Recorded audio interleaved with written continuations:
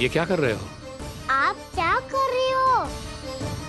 वो कर्पण करने के बाद थोड़ी प्रतीक्षा करनी चाहिए। नारायण को भोग खाने तो दो। पर तुम तो नारायण नहीं हो। लल्ला, लल्ला जी तूने क्या करो? क्षमा कीजिएगा महाराज। भूल मेरी ही है महाराज। बात ये है कि जब से इसे पता चलो कि आज एकादशी है, तब से जो नारियल के लड्डू मांग रहा था, वो समय के अभाव के कारण मैं ना दे पाई। मैं दूसरे नारियल और गुड़ ले आती हूँ। चल।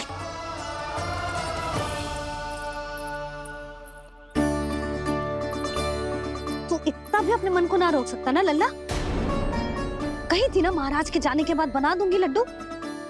जानकी, शीघ्र दूसरा नारियल कस के ले आ, और गुड़ भी। ठीक है। जब कोई घर में आता है तो ऐसा व्यवहार अच्छा लगता है क्या? मैंने क्या करूं मैया? मैंने क्या करूं मैया? इससे तो बड़ा सयाना बनतो है।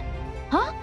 और आज कभी महाराज के हाथ में लोटा दे रहे है, कभी इतने बड़े ब्राह्मण देवता को ज्ञान दे रहे है, और अब भोग का लड्डू भी खा गो। चुपचाप यहाँ शांति से बैठ जाओ और हिलियो मती। कोई बुलाए तो भी ना जाऊं? कोई बुलाए तो वो अन्य बात है लल्ला, उससे पहले हिलियो भी मती। हाँ नहीं तो। भाभी जेली। जानकी ध्यान रखियो जे जाए ना यहाँ से।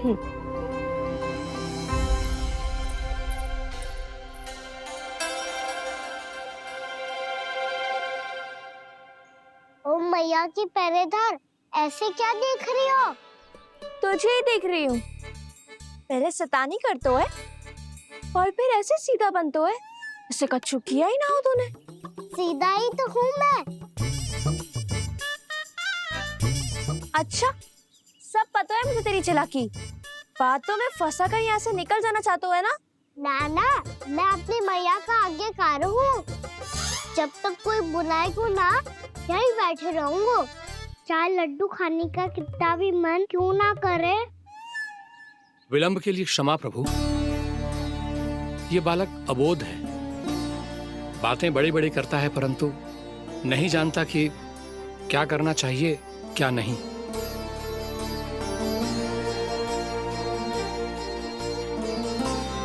पधारिए प्रभु, भोग ग्रहण कीजिए प्रभु। पधारिए प्रभु, पधारिए। भोग ग्रहण कीजिए प्रभु, भोग ग्रहण कीजिए प्रभु। जानकी, तुम्हें सुनना, वो मुझे बुला रहे हैं। कोई ना बुला रहे हुए, चुपचाप बैठे रहे, हाँ तो तेरी मैया मुझे डांटेंगी। पधारिए प्रभु, भोग ग्रहण कीजिए। मैया ने कही थी कोई बुलाए तो जा सकते हूँ, और महाराज केवल बुला ही ना रहे बल्कि भोग ग्रहण करने की विनती भी कर रहे हैं। पधारिए प्रभु, भोग ग्रहण कीजिए।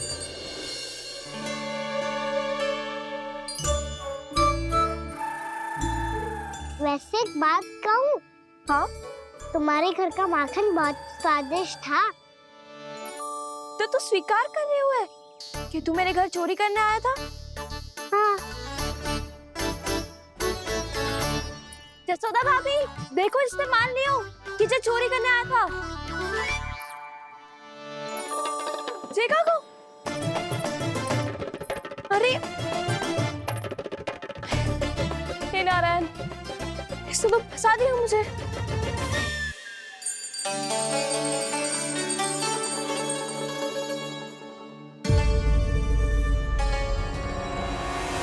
भोग चढ़ाते तो भगवान को ठीक से खाने का समय क्यों नहीं देते? भक्त अब इतनी संग्रह रखना भी कठिन होगा। बड़ा शरारती बालक है ये, फिर आ गया नारायण की इच्छा से। मैं तो आपकी इच्छा से आई हूँ। अब जब बुलाते ही हो महाराज, तो थोड़ा समय दिया करो भोग ग्रहण करने के लिए। मैंने तुम्हें कब बुलाया? अभी तो पुकार लगाई थी, आओ भोग ग्रहण करो। अविश्वसनीय, कैसा मूर्ख बालक है ये। तुम्हें क्या लगता है कि तुम नारायण हो? भीतर कैसे आए हो? उठ उठ उठ लल्ला। मैया। मैंने मना किया था ना वहां से उठने को।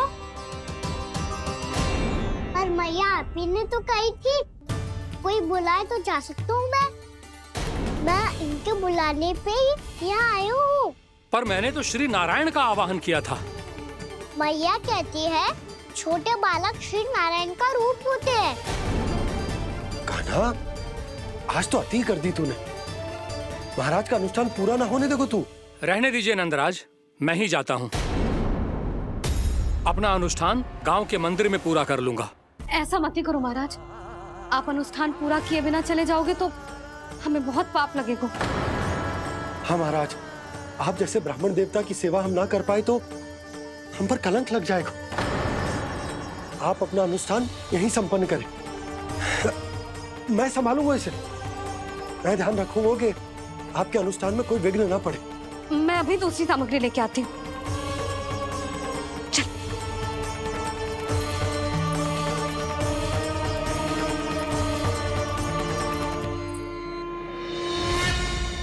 इसे तो मैं रोहिणी जीजी के यहाँ छोड़ के आती हूँ। जानकी से ना संभले गुजे। यशोदा, वहां भी ना रुके गुजे। इसे मैं अपनंद भैया के यहाँ लेकर जाता हूँ। चल। यहाँ किसी ने तुम्हारे साथ ना तो कोई अन्याय किया है और ना ही कोई धोखा, केवल व्यापार किया है। स्मरण करो, क्या प्रण लिया था तुम सबने? क्या उसमें किसी धनराशि का उल्लेख था?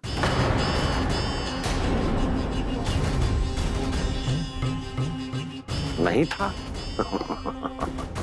इसलिए अब उस प्रण के अनुसार तुम बिना कोई मूल्य लिए जीवन भर अपना सारा दूध, दही, घी और माखन, अपना सब कुछ मुझे दोगे। महाराज ऐसा अत्याचार।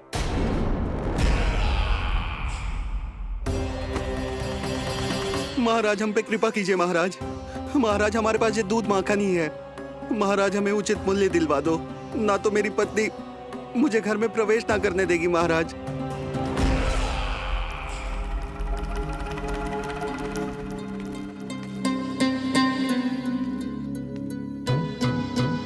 महाराज, हमारे जीवन यापन को केवल एक यही साधन है। महाराज, महाराज तनिक दया करो हम पर। हमारे बाल बच्चे भूखे मर जाएंगे महाराज। हमारे पास जीवन यापन का केवल यही एक साधन है। महाराज तनिक दया करो हम पे। हमारे बालक भूखे मर जाएंगे। ऐसा अत्याचार करके आपको क्या मिलेगा महाराज?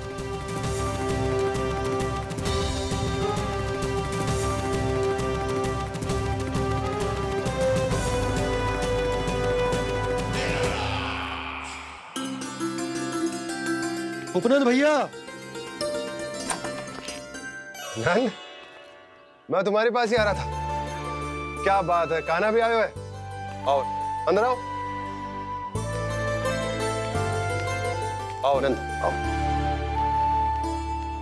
क्या बात है नंद, सब ठीक तो है? ना भैया, ये है ना आपका कान्हा, ये अपने बाबा का नाम डुबो के माने को। तू यहीं बैठ, यहां से हिलेगो ना तू। अरे बड़ा नटखट हो गए हो भैया।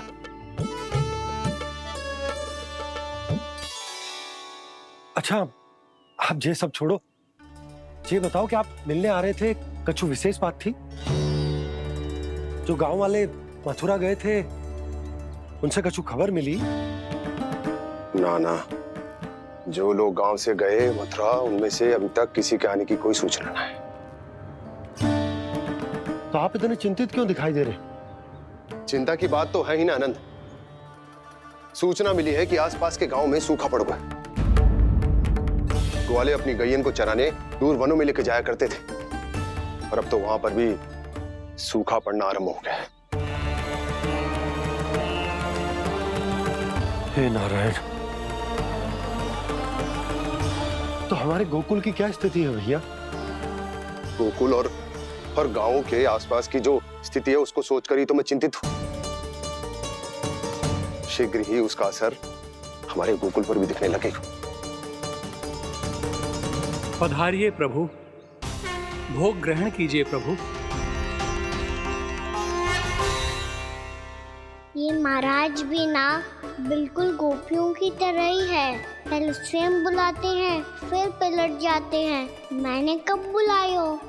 जाने कहाँ हो गो है, 2 दिन से कान्हा दिखो ही ना है। हाँ, किसी के घर भी ना आयो, माखन भी चोरी ना की। अस्वस्थ तो ना होगो, कहीं चोट लग गई हो तो हमें चल को देखना चाहिए। अरे माखन चोरी के आरोप के बाद जशोदा हमें मिलने भी देगी क्या कान्हा से? किंतु मौसी, हमें प्रयास तो करना चाहिए ना। हाँ, जानकी को नंद भवन में प्रवेश मिल गो है और कोई बड़े महर्षि भी आए हैं। पूजा चल रही है मंदिर में। तुझे तो सब पता है, छुप कर देख रही थी क्या? ना, मैं तो बस वहाँ से आ रही थी तो दृष्टि पड़ गई मेरी। चाहे जो कुछ भी हो, पर सोचना उपयोगी है। क्या पता इसी बहाने हम सबको प्रवेश मिल जाए। चल।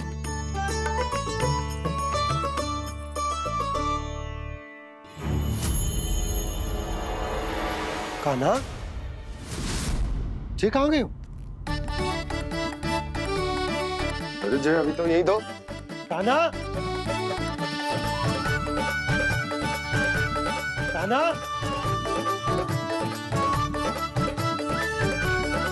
कान्हा।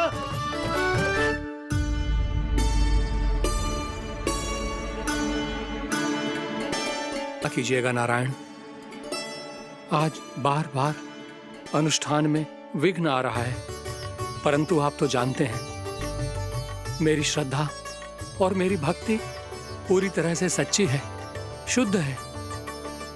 इसीलिए कृपा कीजिए प्रभु, पधारिए।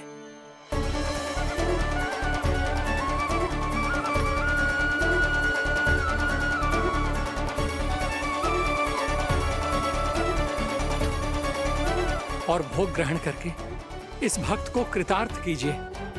दर्शन दीजिए प्रभु, ताकि मैं भी मान सकूं। आपसे मिलना उतना ही सरल है जितना उस बालक ने कहा था। आप तो भक्त वत्सल कहलाते हैं प्रभु। इस भक्त की भी विनती सुन लीजिए।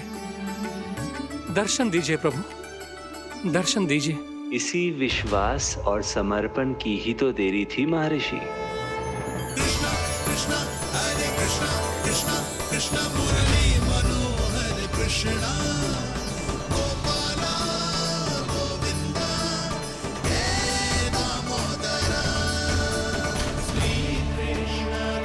कान्हा,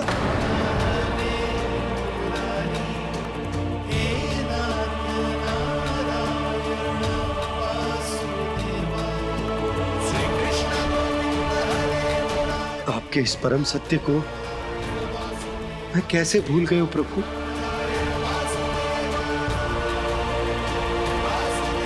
अरे तुम फिर आ गए?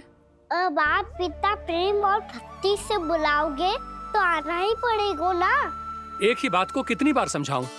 मैंने तुम्हें नहीं बुलाया, मैंने अपने प्रभु श्री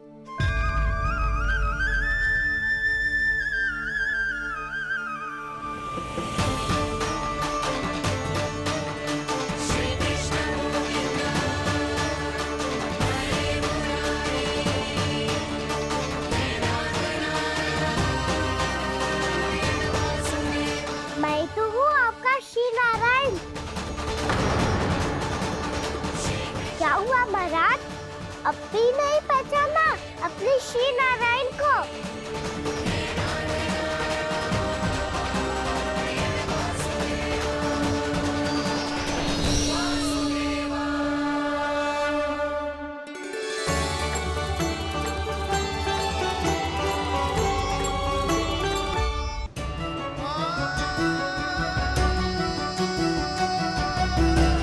प्रभु, क्या सचमुच आप मेरे सामने हैं? क्या पता आपको भी तीर्थ स्थानों पे भी नाम मिले, वो यहाँ मिल जाए श्री नारायण की इच्छा से। आपने सत्य कहा था प्रभु, आपसे मिलना बहुत सरल है, पर मैं अबोध समझ ही नहीं पाया। आपको अबोध कहता रहा। आप सामने थे और मैं पहचान ही नहीं पाया। मुझे क्षमा कर दीजिए प्रभु, मेरी भूल को क्षमा कीजिए प्रभु। आपकी पूजा करने के लिए आपको बुला रहा था और आप ही को भोग खाने से मना कर रहा था। तो अब तो खिला दो ना महाराज, श्री नारायण की इच्छा से।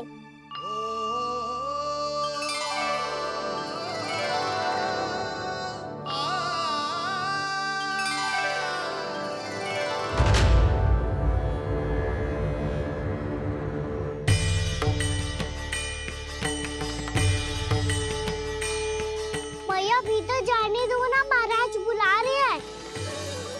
भीतर तो बिल्कुल ना जाने दूंगी मैं। रुक।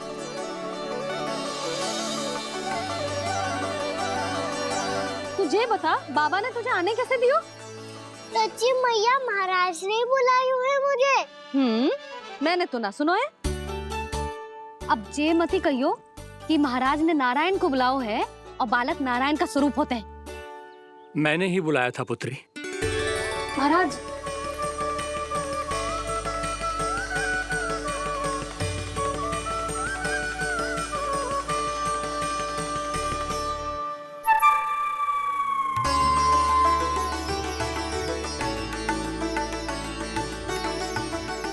महाराज, अब आप मेरा सत्य जानते हैं, पर कृपया मैया को पता ना चलने दीजिएगा। मैं चाहता हूँ कि मैं इनके लिए वही बना रहूँ जो हूँ, उनका सामान्य सा लल्ला, ताकि इनके प्रेम की अमृत वर्षा मुझ पर सदैव बरसती रहे। महाराज जे सदैव ऐसे ना करतो है, आज न जाने इसे क्या होगा है। जे शैतानी ना थी यशोदा, जे तो प्रभु की लीला थी। महाराज आप अनुष्ठान पूरा करो, अब मैं इसे और विघ्न ना डालने दूंगी। नहीं पुत्री, ये विघ्न डालने नहीं, अनुष्ठान पूरा कराने के लिए आया है। मैं आपका सत्य किसी को नहीं बताऊंगा प्रभु। आपने मेरी आंखें खोल दी, मेरे लिए तो इतना ही पर्याप्त है। मैं धन्य हो गया।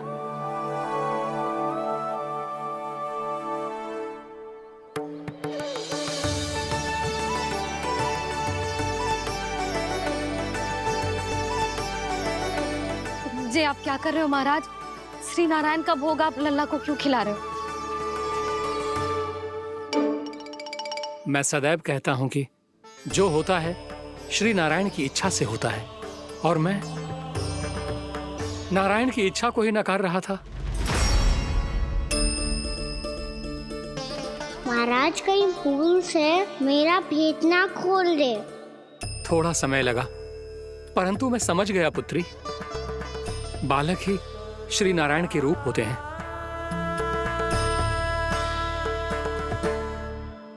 मैया देखा, मैंने खाई थी ना।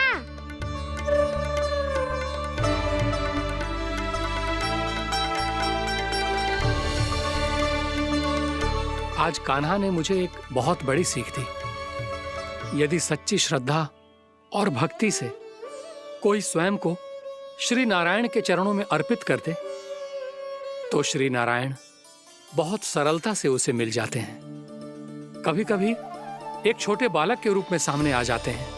नारायण को पाने के लिए किसी तीर्थ जाने की आवश्यकता नहीं है, और ना ही किसी पवित्र जल में डुबकी लगाने की आवश्यकता है।